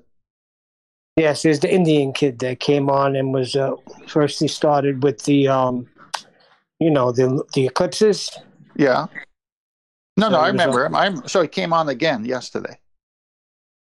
Yeah. So Fletcher, why is he triggered? Because of violation of nature. He doesn't want to hear it. I actually posted a thing in Master B for you. No, I know, but give the summary since Nathan wants to back and forth here. Well, I found the guy now, actually, just so I can plug it. So it's Juan Mana. The guy's got like 30 subs, but he's gone out of his way to actually edit a video, and I'm really grateful to him. So he took the section that was like, I think I called it something like Earth turning in a vacuum debunked in 3 minutes. He's taken that, which had a very plain background, put some clips over the top of it, and just did a little shout out and said, go and subscribe to me. I couldn't be more grateful. Obviously, it's taken him effort to altruistically from his perspective, just to help me. And I'm pleading for people to do exactly that. So I couldn't be more pleased that you've done that. So I've done it intentionally to show me actually subscribing to this person so you can see the action being done on screen. Excellent. Thank you so much, Juan. Really, really appreciate it. Thumbs up as well. Who's the guy that did that? Juan Mina is, I think I'm saying his name right, MENA. Gotcha. Hey, check it out. I might as well share the video he's made for me for an advert. So I'm sharing my advert he made for me on my show. He might pick up a few subs as well. Hopefully so. There's the link to his channel. Yeah, I'll go subscribe right now. There you go, Juan. Thank you very much for doing that. Really, really appreciate it. Yeah, let's all help him out. No doubt. Now let's get some Globers on here. They need a day off. A few people on mute that I've missed, so I'll just scurry through the list and see if I've missed anybody on mute. Might have been somebody desperately trying to get in on this conversation and haven't been capable of doing so. Yeah, there is several. Yeah, okay, there you go. Discord are all free. Is BT Avenue there today? No, as I say, he was there earlier, but he's obviously toddled off for whatever reason.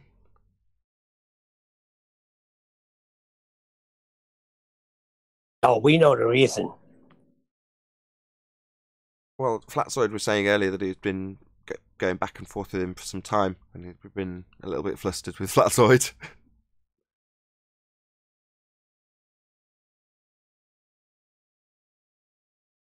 Mom, it's Friday. We can't end the week like this. Sorry, just a bit busy. Yeah, man. Me too. This day, I don't know what it is. Maybe we already had our Friday yesterday or something. Yes, they're wore out. The ballers are wore out. They're tired. So much cognitive dissonance. They need a break. Oh, and how long were you guys on yesterday? You and until 7 o'clock. So all in all, 5 hours. Well, in total, the early bird show 6 hours, pretty much. Yeah. So 5 hours from the Nathan Oakley show. Yeah, because I kept popping in and out and hearing yes.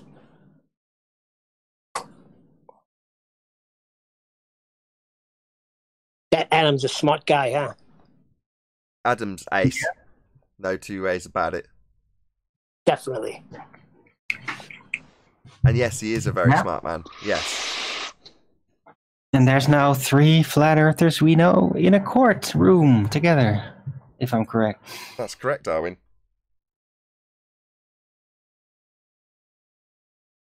I don't know if that's not. Is it worthy of discussion during a live show about debating the nature of reality? No. I wouldn't say so. But still, well, we can bail on this. Mind though, you know. We'll discuss it in the after show. No. Well, did we discuss it yesterday in the after show? We discussed it a little bit in the pre-show, I think, or someone at least mentioned it. Right. Maybe it was me. Well, we had a very elaborate discussion about it in the after the recording ended.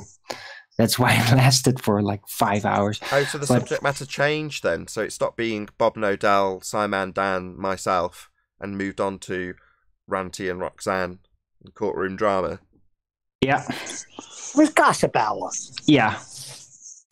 Yeah. It was. Look, Tony was very excited, basically, for tomorrow. So it's not for today. Not surprised. The whole time wasn't that though. Arwen, we spent a lot of time talking about, further talking about gas behavior.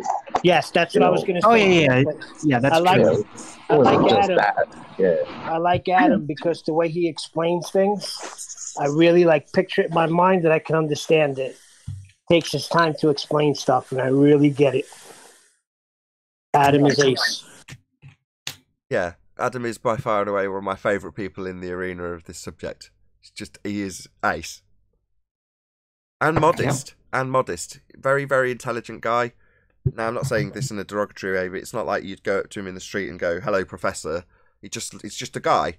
Very, very modest, very intelligent, very caring, very hardworking. Couldn't have any more top quality attributes attributed to one person.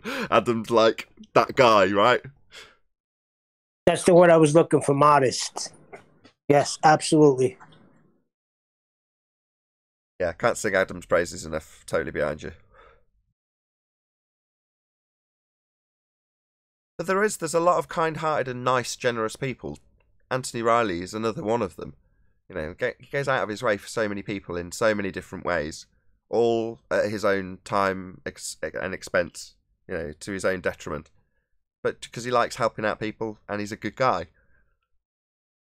You wouldn't want to be on the wrong side of him, though, I might add. I said that to my wife last night. It's like, I'd never want to cross Tony, ever. Yeah, don't cross him. Cut your head right off. Yeah, it's like a playful tiger that you've, reared from birth and really loving and caring until it rips your head off because you've deprived it of a steak that day. Not that I'm saying Anthony would be like that because you'd deprived him of a steak, but if you crossed him or wronged him, you wouldn't get away with it. Let's put it that way. And he knows his arguments real well. I remember that video he did on the street with the 2 college students. Remember that one? That was epic. Beautiful. He showed 2, and they were so smugging up their own asses. Like, we're intelligent. We know what we're talking about, and systematically took it apart. Academia. Like, hey, you're supposed to be impressed. Why are you still talking? Yeah, exactly. That was the attitude. aren't you impressed with how, you know, you can just accept immediately without any conversation that we are more intelligent than you? Aren't you impressed? That was the demeanour they had at the beginning. And by the end, the guy's trying to get away. The girl's still fully into it, flustered, over-talking, not winning. You know, Anthony's showing her what's what. It was epic. Somebody's got to play that again. Somebody's got to find that and put that out again. I've watched that whole thing 3 times at least, and then a lot of short snippets after that. It was that good. Yeah. There was another one that was almost as good, not as good, but almost as good, with I believe it was Dave Murphy, who debated I don't know, somebody. And the 2 guys or something. They were like Simon and Dan. They were Simon and Dan fans. Like yeah. Yep. Dave Murphy taking apart the Simon and Dan fans. Him. That was great. Yeah. Again, because you've got a drongo like Simon Dan coming up with crappy straw man arguments that aren't well researched, they're just wiki parodies. The guy and girl that watched him and were encouraged by him to go and attempt to debate flat earthers suddenly find themselves up against Dave Murphy. He's like, it's not going to end well. Good luck with that.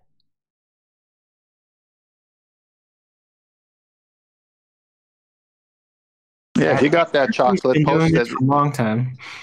Chocolate, if you got that posted in Master B, I'd like to see that one. Yeah, I'll have to go find it. Giving an interview about flat Earth, pretty much one of the first individuals ever, I think, to have even one of the first guys I seen. Yeah, on that TV show. Did you guys see the other debate where Dave Murphy debated? I think he's a particle physicist, and basically destroyed him too. Because the guy had nothing. Back a while, right? I think that's going back a fair while, but I do vaguely remember that. Yes. So what does a particle? So what does a particle physicist know more than the average guy? What's he supposed to be expertise on? Math. Lots and lots of math. I don't know, but it's funny because I sent that to somebody, right? Actually, just yesterday, and they had a problem with the fact that the particle physicists, because she literally told me, she was like, well, this guy didn't seem to understand the argument at all. And I was like, well, whose fault is that? Is that his fault or, you know, the flat earthers' fault? I mean, if the guy decided to have a flat earth, to enter a flat earth debate and he doesn't know his side, well, whose fault is that? And, you know, she was like, but that makes no sense. Like, why would he even join that? Why would he do something like that? And I said, well, that's this air of, oh, this person is a flat earther, so whatever I've got in the bag already will be good enough to take that person out because they're just some dumb flat earthers, right? Until they start talking to them and debating them and realize, oh, this person knows what they're talking about probably a whole lot more than I do. Where now I feel soft and I can't debate this person. And so, well, that's the air that a lot of the globe side has, that, you know, I don't need to study this. We just know it's a ball. So whatever I've got in the back pocket, that's good enough to win this argument. Well, that's video evidence that that's not the case. Yeah. You mean like the show here and when they come in on a daily basis? Exactly. It's exactly akin to that, because Dave Murphy, like anybody who's good at debating any particular specialist subject, not only knows their own argument like the back of their hand, they know their opponent's argument like the back of their hand. And Dave Murphy knows the heliocentric model inside out, back to front, knows where all the flaws are, knows all the arguments that they present. He's a well-established, well-accomplished debater. And as Chocolate says, most people, that's their worst trap. The worst bear trap to fall into is to assume that what you've got already in your general knowledge from high school education and indoctrination when you're a small child is enough to overcome the idiots that are obviously all flat earthers, and the vitriol that that spans from that is what leaves them in that full sense of security. And then they come up against someone like Dave Murphy and get absolutely taken to pieces because they don't know their own rhetoric well enough to actually argue it. And Dave does. Dave Murphy, as I say, is a very well-established debater. He can hold his own, more than his own. He can win. Well, based on the show and the education I received from the show, I've had a few debates similar to that. I wouldn't say at the same par, but well, it all starts this way. Oh, don't tell me you're a flat earther. So that's the first one. And then they don't know that I've been listening to the show, right? They don't know I got the arguments. But so they start with that little phrase, oh, don't tell me you're a flat earther. Then I watch them empty, as you say, their back pockets.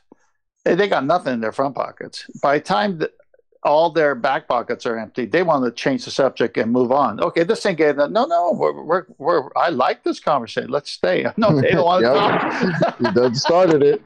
Now you don't want to end it. Oh, what happened? Well, their eyes roll, man. Their eyes roll in the back of their head. Well, you know about Kepler? Well, you know about that? Oh, gosh, I just have back pocket stuff. Do you even know your radius? I got 44-inch belt, they say. Which way the direction of the Earth spin? Shout out to Retro Bill. He says, those pesky ballers will be back. Oh, no doubt. Till then, please smash the super chat. Oh, wow, he's promoting me with a super chat. Thank you so much, Bill. It's made my day, that is. Thank you very much. Really appreciate the support. Yep. That ballers will always come back after a while when they forgot that they were defeated, and they'll start right back at the beginning. Maybe they're on a different project at the moment. Well, I'm pretty sure that doesn't really matter what's going to happen, but I can guarantee it to everyone that in a year's time, there will be some of these ballers that will be reasserting once again that boats go over a horizon geometry of a sphere. They will do it all over. Somewhere, somebody right now is doing that. Somewhere. Yeah, but I'm just saying that even in a year, that is still going to happen no matter what. Because that's a default position. The default position for them is based in amnesia. And when they forget everything, they start over again. Yeah, it's like a never-ending Groundhog's Day. Maybe they need the assistance of Superman, because since the Black Swan and your reference frames are ruined, they need it in a reverse time so they can have their old arguments back. Well, amnesia effectively does that to them, because if they forgot all the responses and the eventual conclusion, then they can be mystified all over again, be like, oh, the Earth is a ball, you see, we're figuring out how. Me personally, I've been through that psychologically several times in my life, where after very disappointing situations or just feeling really shitty about myself, I would basically forget a lot of the things that I've learned and try to like I needed to start all over again. It's even the sensation. You need to start over again. But when you do that, a lot of people typically forget some of the things they've learned on their way when they start over again. And so they forget a lot of things they learned, and then they reassert the same mistakes, because this typically happens. So do you think somebody like Rumpus, right after he said, we do have a geometric horizon, do you think he forgot that he said that and then said, oh, we don't have a geometric horizon? Yeah. Well, that will always be a quantum question. We'll never really know. We can't trust him because we can't trust him. Yeah, Schrodinger's cat. We don't know because we can't really trust it. But it could literally be happening. It's just not really relevant to us anymore because of the consequences of how he interacts with us. So you're saying he's got taken as a liar, whether he's naturally forgetting it or not. It's natural amnesia. To me, he seems to be naturally forgetting these things. Yeah. Like after just a few seconds. Yeah, exactly. Selective amnesia. It's a tactic. Of course it's a tactic. I'll do my charity or video for the tactic that they use, and then I'll round out the live show and ask people to stay tuned. So I'll do I think I nicked this from, I can't remember, I think it was children dying, but you have the, every time I click my fingers, a baller argument dies. For just £2 a month, you can be a Nathan Oakley 1980 channel member and put rest to global arguments dying continually. With that, I will say a huge, massive, enormous thank you first and foremost to both Discord and G Plus panels for making today's live show possible. If you are watching this on either Nathan Oakley 1980 or Nathan Oakley premiering streams, then stay tuned as there will be an after show to follow. Once again, a massive thank you to all of you. Smash the super chat, liked, commented, shared, subscribed, and all that good stuff. I've been Nathan Oakley. Stay tuned if you're watching on either premiering stream, and I'll see you in the next video.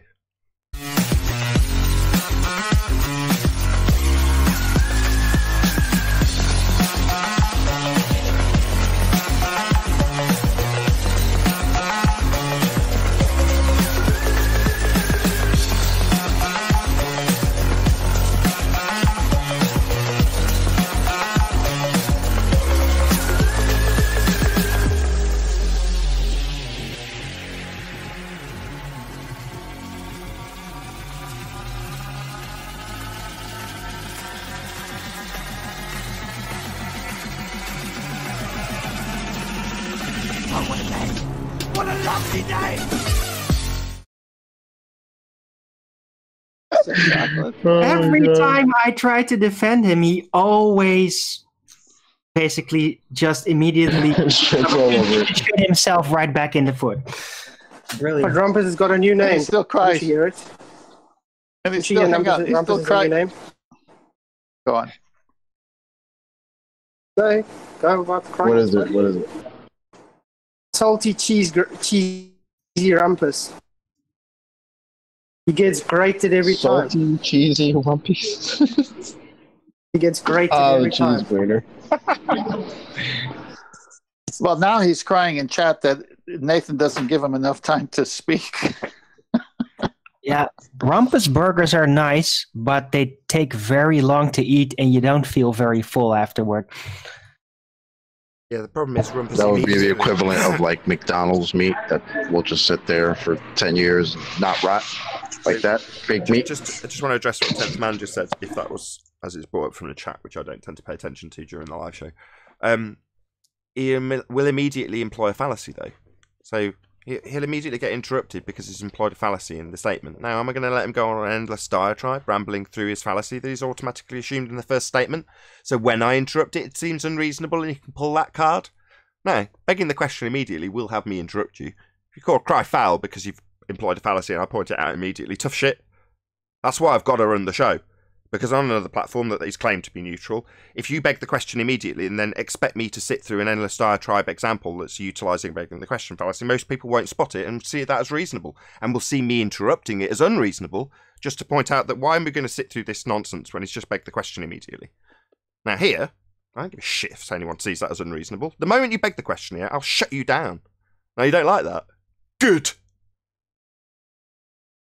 Well, all Rumpus has to do is, for the first time in his life that we can attest to, start a conversation without begging the question. Could he even do that? Exactly. Start your discussion without immediately employing a fallacy and you won't get shut down immediately. It's fairly straightforward. Don't like that I shut you down when you use a fallacy. Don't use a fallacy. It's really easy.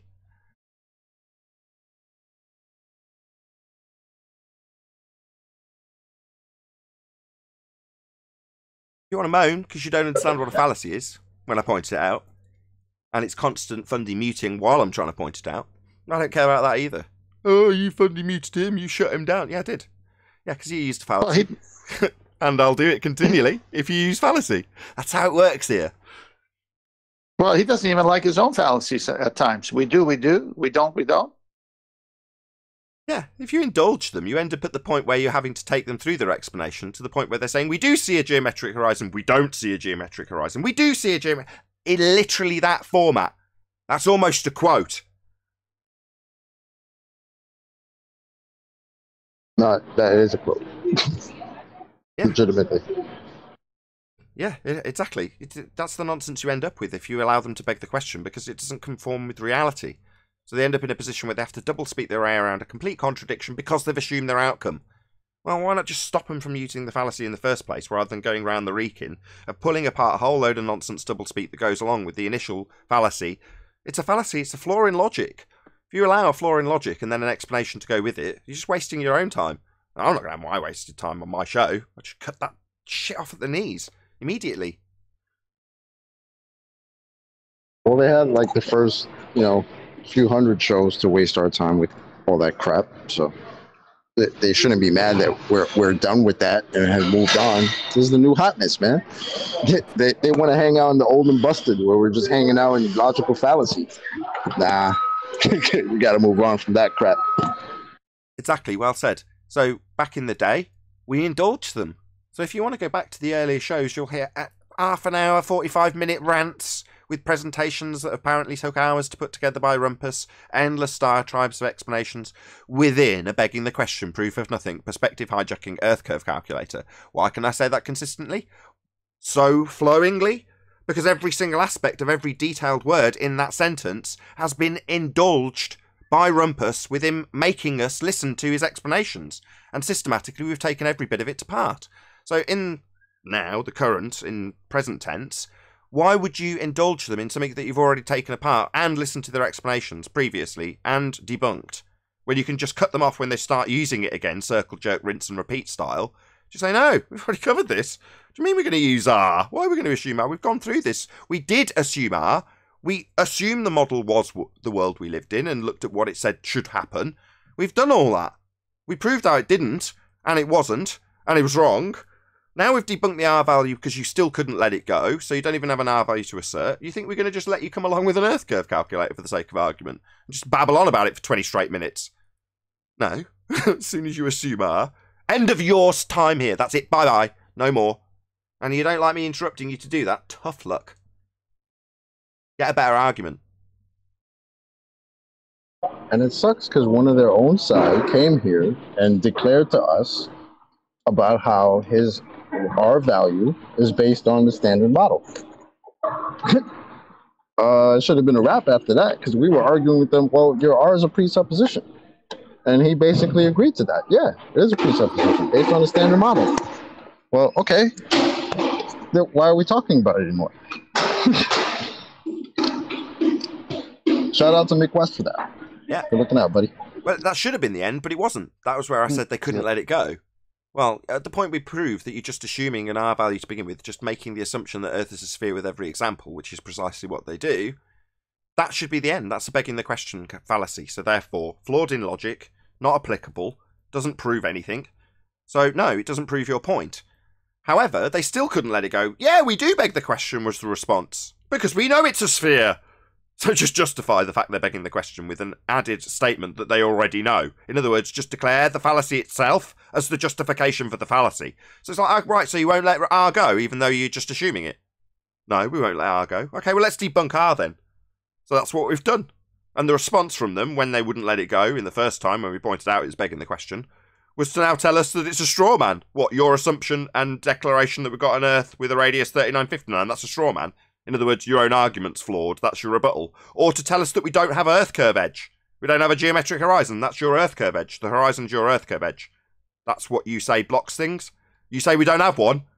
That's what we've had to get to the point of, where they're telling us how they don't have a geometric sphere edge in rebuttal, which it isn't. It's just the end of their argument now.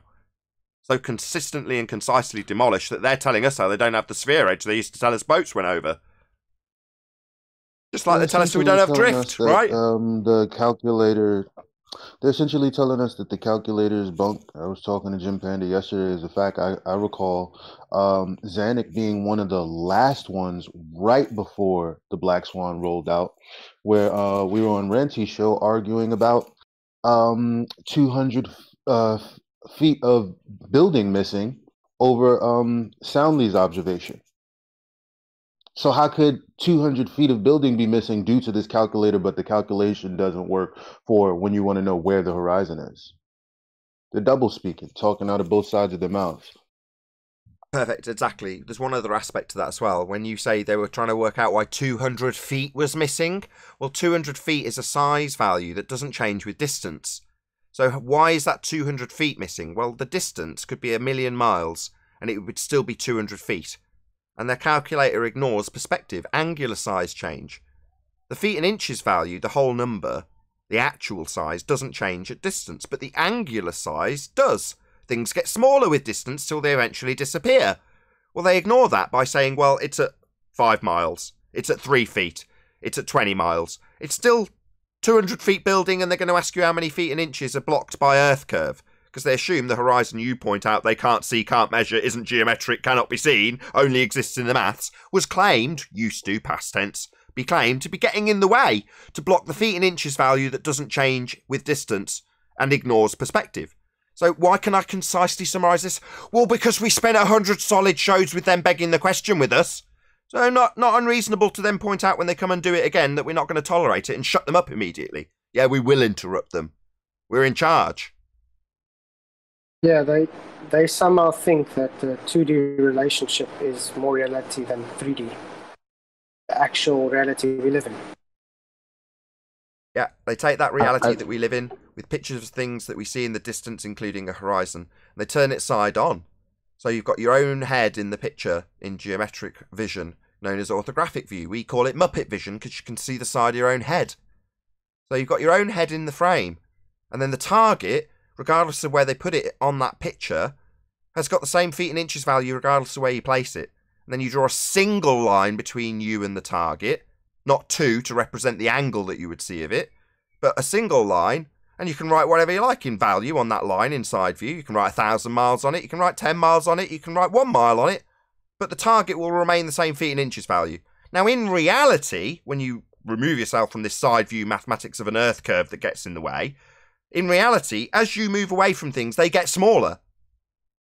Completely ignored in curve maths because they call that effect the effect of perspective, things getting smaller into the distance till they disappear at the vanishing point. They call that earth curve and say that the point that they're disappearing is actually earth curve edge getting in the way. The convergence point we call the horizon and not actual location, they say is a physical edge for boats to go over. And then they quantify how much feet and inches you'll see, which doesn't change with distance. So it's a complete hodgepodge bastardization of perspective to assert that we've got earth curve at a point in the distance where things converge we call the horizon, and not actual location they think is physical. And it isn't. We've debunked it. Black Swan debunked it. The picture's on screen. The horizon in this image is beyond 10 miles, and a claim to be physical geometric sphere edge would be at 1.2 miles because the camera's at 1 foot. Well, you can't see a physical geometric sphere edge horizon, they reply. So we don't have earth curve. Game over.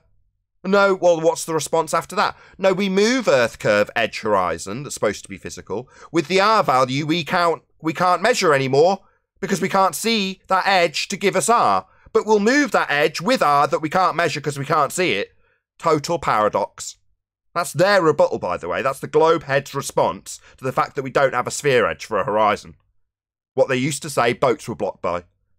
Utter nonsense. Earth is flat. The only thing disappearing is that argument. Yeah. It's unfortunate they spent so much time back in the day giving us all the math about how things are being hidden by physical Earth curvature, only to come around to 2020 and tell us how not physical the horizon that used to be physical is now. Yeah, now they deny it. Yeah, have fun with that. Welcome to Flat Earth, guys. It's hilarious. So this is their Any Grovers got physicality in Discord to their geometric horizon? Well, I've got it on screen. You can see it in the Hangout, actually, Chocolate. So this dotted line is their R value derived from a tangent point, this second dotted line. Why is it dotted? Because they're telling you with this diagram, when you can see your own head in the picture and the target side on, not how we see the world, removing perspective, they've got a bent line.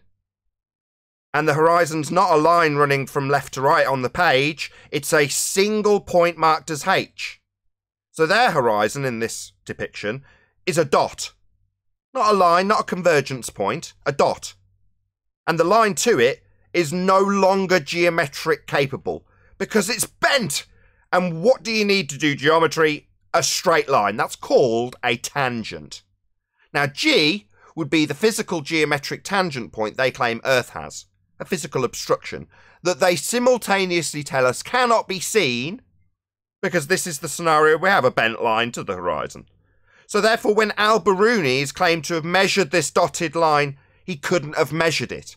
And when they simultaneously take that dotted line measurement he can't make and use it in this diagram to move the horizon, They can't because they haven't got an R to measure to move the horizon with an R. It's absolutely absurd. Not to mention, we're seeing the side of our own head. You don't see the side of your own head. You don't see a single point for a horizon. Targets do not stay the same size when they move further away from you. The whole thing is designed to hijack perspective and call it Earth curve.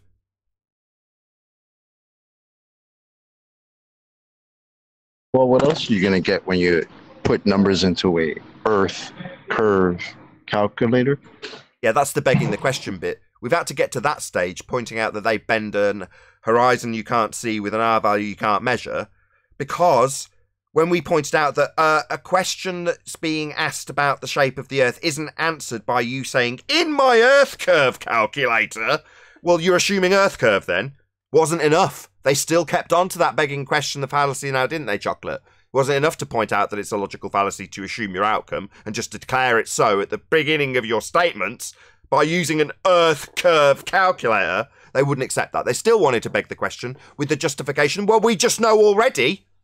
When asked, how do you know? We just know already. And based on us knowing already, here's our Earth curve maths. Exactly. Black Swan, number one proof. You were not on a sphere, it's debunked, it's untenable, it's a paradox. Sky vacuum is absurd, we wouldn't have any gas. We're not spinning, Earth would be turning underneath and stuff would be drifting away.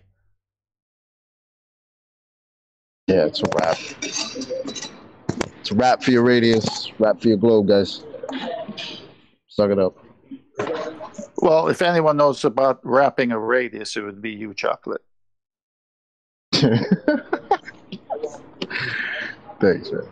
Perfect end to the show. So with that, I'm going to say another huge, massive, enormous thank you to both Discord and G+ panels for making today's after show possible. And of course, a massive thank you to all of you in either Nathan Oakley 1980 or Nathan Oakley premiering streams for hopefully smashing the super chat, liking, commenting, sharing, subscribing, and all that good stuff. Be sure to check out nathanoakley.com and the Flat Earth Debate Forum to keep up to date with the community debate. Another massive thank you to today's Discord and G+ panels. I've been Nathan Oakley, and I'll see you all in the next video.